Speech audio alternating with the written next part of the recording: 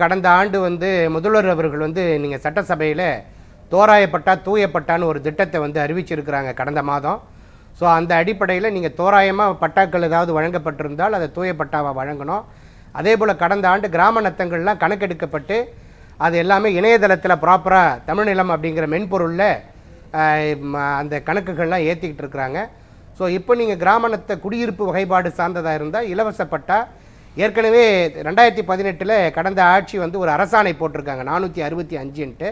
So அந்த அரசாணையின்படி நீங்கள் கிராமப்புறங்களில் இருக்கிறீங்கன்னா அதிகப்படியாக நீங்கள் 3 to 4 சென்ட் வரைக்கும் இலவசமாக உங்கள் பேரில் பட்டா வாங்கிக்கலாம் சார். நகர்ப்புறங்களில் இருந்தால் 2.5 சென்ட் வாங்கிக்க முடியும். மாநகராட்சி பகுதியாக இருந்தால் 1 சென்ட் வரைக்கும் நீங்கள் வாங்கிக்கலாம் சார். ஆட்சேபகமற்ற எந்த புறம்போக்கு நிலத்தில் குடியிருந்தாலும் நீங்கள் இலவசமாக தொடர்ந்து 5 ஆண்டுகள் அங்கே குடியிருந்து முறையாக அதுக்கான வரி கட்டி ஈபி எடுத்திருந்தீங்கன்னு சொன்னால் இலவச பட்டாவுக்கு நீங்கள் தகுதி பெற்றவர்கள் நீங்கள் விண்ணப்பிக்கலாம். தற்பொழுது அரசு அதற்கான ஒரு திட்டத்தை அறிவித்து சீரிய முறையில் அதுக்கான முயற்சியை முன்னெடுத்து இலவச பட்டாக்களை வழங்கி வராங்க சார்.